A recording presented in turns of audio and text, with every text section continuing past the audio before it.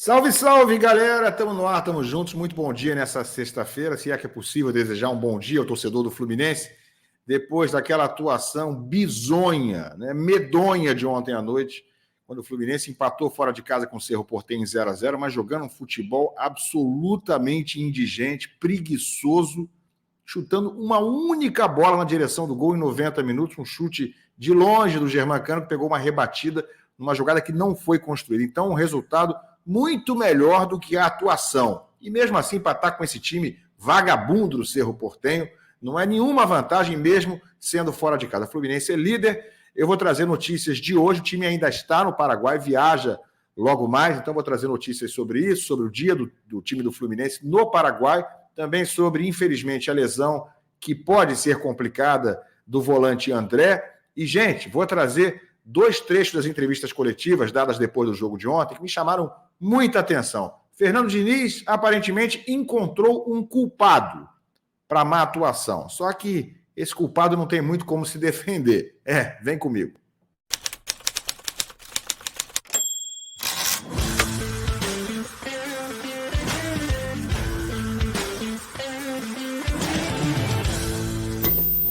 Paulinho procurou, colocou e entrou!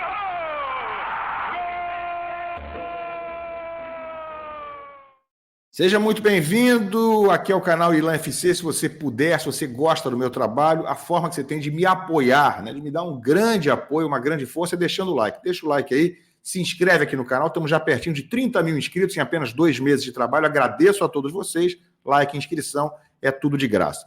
Gente, 0-0, jogo com o Cerro Porteño, o Fluminense lidera o grupo, está um pontinho à frente do segundo colocado, mas o saldo, em termos de atuação e mesmo de jogadores lesionados, a gente pode chamar de um jogador lesionado, no caso o André, mas infelizmente não é uma notícia boa.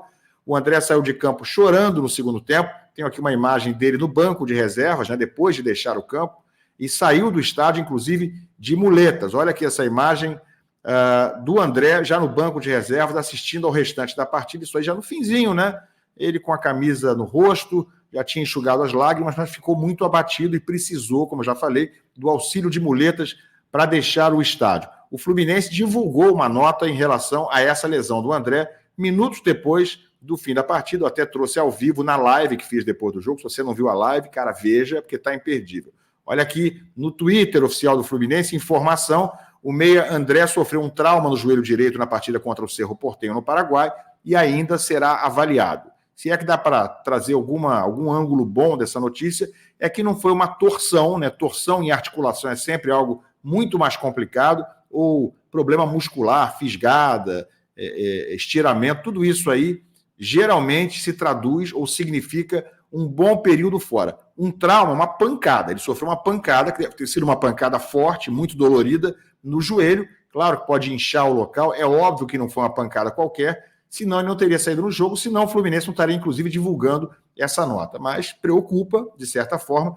Vamos torcer para que essas primeiras 24 horas, que são decisivas na medicina, né, para que o local não inche muito e o André possa rapidamente se recuperar. Não sei se vai ter condição para o fim de semana, precisamos aguardar um posicionamento do DM do Fluminense, mas para o Fluminense estar soltando nota sobre isso aí, provavelmente ele possa ser um problema para enfrentar o domingo, enfrentar o Corinthians nesse próximo domingo. O Fluminense ainda está no Paraguai, ainda está em Assunção, treina agora pela manhã lá, pela última vez, mesmo tendo jogado ontem à noite e tendo viagem marcada hoje para São Paulo, o voo é só às 5h30 da tarde. Portanto, no fim do dia, hora local lá em Assunção, que está 1 hora mais cedo do que o horário de Brasília. Então, quando são meio-dia no Brasil, por exemplo, é 11 horas da manhã em Assunção. Então, o Fluminense viaja às 5h30 da tarde, horário de lá, e treina agora pela manhã, ainda em Assunção, chega em São Paulo ainda essa noite, e amanhã, no sábado, treina em São Paulo, ainda sem local definido, para enfrentar o domingo, para enfrentar o Corinthians no domingo,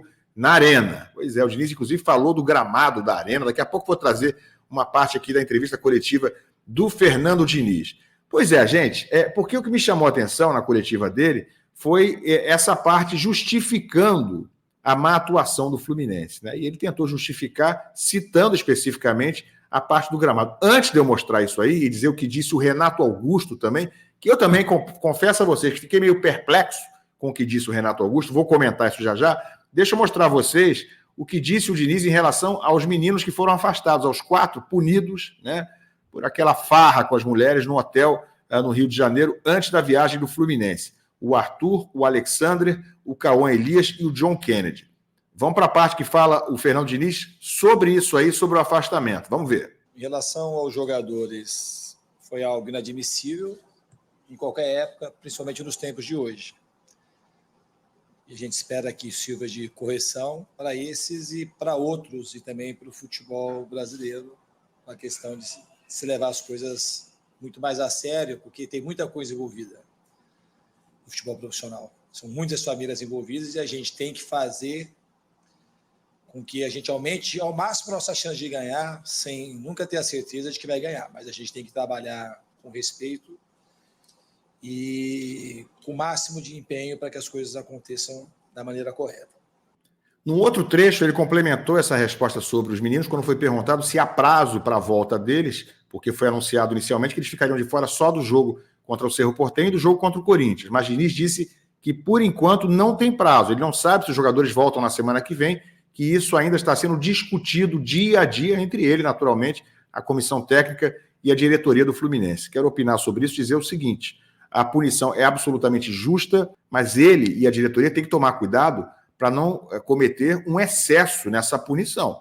Porque, primeiro, eles não cometeram nenhum crime, né? É uma indisciplina considerada grave, mas isso tem que ter um início e um fim, essa punição. Não é deixar os moleques agora renegados, né, treinando separado, sem prazo para voltar. Não é para isso tudo também, né? Afasta, como já afastou por 2 jogos, multa, tira uma parte do salário e deixa de punir o clube, porque eles são jogadores de boa qualidade, que podem dar retorno técnico, corrija, eduque e reintegre, né? Senão, na semana que vem, tem que ser o quanto antes, porque a punição já foi dada. E mais, são ativos do clube, são patrimônios do clube. Se você coloca eles absolutamente marginalizados, daqui a pouco você está, obviamente, desvalorizando esses jogadores, perdendo valor, perdendo dinheiro, né, da possibilidade de, inclusive, negociação desses jogadores para outros clubes, seja do Brasil, seja do exterior. Então, tem que ter muita atenção, muita sensibilidade para não exagerar, para não passar da conta nessa dose da punição aí. Pois é, o Diniz falou também sobre o resultado, né? Sobre o que ele considerou que atrapalhou o Fluminense, embora ele não tenha achado que o Fluminense atuou mal, não. Vamos ouvir o Diniz e o Renato Augusto sobre isso aí. Vamos lá? Em relação ao jogo, foi um jogo... O principal adversário, um dos principais adversários do jogo hoje foi o campo. Esse campo parece muito o campo da Ilha do Retiro, do Sport. O Barradão, não sei como é que está hoje, mas na minha época, quando eu jogava também, é um campo que parece que ele está bom, mas ele é um campo muito diferente. É uma grama e um tipo de solo que segura muito a bola. Então o jogo fica muito lento. A gente teve que se adaptar ao campo, se adaptar rapidamente ao estilo de arbitragem e àquilo que o Cerro Porteño também propunha, que é algo parecido com o que aconteceu lá contra o Alianza Lima, que era um campo um pouco parecido, esse mais pesado ainda. E para a gente ter mais chance de fazer o gol, a gente tinha que se arriscar bastante, teria que fazer um jogo mais por dentro para poder desestabilizar o corredor central, para depois usar o lado, e tentando fazer isso, a gente ia ficar muito vulnerável para os contra-ataques, era o que eles queriam. Então foi um jogo, a gente soube jogar o jogo, eles tiveram uma outra chance em erro nosso, mas a gente errou pouco, e a gente também teve pouca chance, teve uma ou outra também. Então o resultado do jogo acabou sendo justo, e o time... ele merece ser elogiado porque ele cumpriu taticamente, sem tomar riscos desnecessários, o que o jogo pedia para hoje. Obviamente que a gente queria ganhar, mas o jogo, o time soube jogar e foi um empate que a gente tem que considerar que valeu a pena pela dificuldade que a gente teve no jogo, pelos motivos que eu mencionei para vocês. Bom, então, segundo o Diniz, o maior adversário do Fluminense foi o campo. O campo se adaptar ao estilo de arbitragem e a proposta do Cerro Porteño. Não vi proposta nenhuma. O Cerro Porteño ficou esperando o Fluminense, é um time medíocre, abaixo da crítica, e não jogou. E o Fluminense, o pouquinho que deixou o Cerro jogar no segundo tempo, eles sentiram que o Fluminense era inofensivo, eles foram à frente, ainda tiveram as melhores oportunidades do jogo. O resultado foi justo, disse o Diniz, mas dá para a gente dizer tranquilamente que o Cerro esteve muito mais perto da vitória do que o próprio Fluminense. Talvez por isso ele esteja dizendo que o resultado foi justo. Agora, a culpa é do campo? É isso mesmo? É isso mesmo que disse o Diniz? E fazendo coro, com ele, tem o auxiliar técnico dele. Vou mostrar isso já já. Antes, deixa eu ver o que disse o Renato Augusto sobre a atuação do Fluminense. Olha só. Pelo que o Fernando já explicou, voltar de um tempo parado num campo um pouco diferente, um pouco pesado, um pouco mais difícil. Realmente o jogo estava um pouco diferente, então procurei ficar perto do Germán para, de repente, buscar uma finalização ou dar um pouco mais de profundidade na área. Não conseguimos chegar ao gol, mas, como já foi dito aqui, acho que a gente fez um bom jogo, de forma geral. E o importante é que eu me senti bem, agora gradativo poder crescer, melhorar, para poder ajudar a equipe, que é o que é mais importante. Não importa se vou sair jogando ou não, minha preocupação única é poder ajudar a equipe. Bom, gente, sinceramente, fizemos um bom jogo. O Renato Augusto teve a coragem, vou usar essa palavra para ser bem suave e educado, ele teve a coragem de dizer que o Fluminense fez um bom jogo de forma geral. O Renato, o Diniz, o Fluminense não esteve nem a galáxias, a léguas de ter feito um bom jogo. Uma coisa absurda, alguém dizer que o Fluminense fez um bom jogo ontem. O Diniz tentar colocar tudo na conta do gramado, que o gramado seja pesado, seja diferente, ok. Mas dizer que esse foi o adversário, foi por isso que o Fluminense jogou como se tivesse comido 3 feijoadas seguidas antes do jogo, com aquela preguiça. Será que foi por isso? E aí o auxiliar dele, o Eduardo Barros, foi para a rede social também dizer a mesma coisa. Olha o que disse o Eduardo Barros. Está aí na tela. Num campo muito, mas muito pesado, fofo, voltamos ao Brasil com mais um ponto na bagagem. Exclamação. Parabéns pela luta e esforço, guerreiros. Cara, é sério isso? Parabéns pela luta e esforço, guerreiros, por um empate fora de casa contra esse Cerro Porteño, que é um dos piores times dos últimos anos em Libertadores. Parabéns aos guerreiros que estão com 5 pontos, 2 empates e 1 vitória no grupo disparado mais fácil da Libertadores em 2024. Enquanto isso, o Palmeiras está virando em cima do Del Valle na altitude, o Fortaleza goleia o Boca Juniors, o Atlético Mineiro tem 3 vitórias em 3 jogos, o Grêmio vai fora de casa e ganha com os moleques também, consegue uma vitória heróica usando os jovens. Querem enganar quem? Sério? Querem convencer alguém de que o Fluminense ontem só não venceu, só jogou daquele jeito por causa do campo? Sinceramente, é inaceitável. E o campo é esse obstáculo todo, esse campo do estádio do Cerro Porteño. Eu fui pesquisar. Vamos olhar, por exemplo, o Palmeiras quando enfrentou o Cerro Porteño em 2022. O que aconteceu lá? O que será que aconteceu? Está aqui, ó.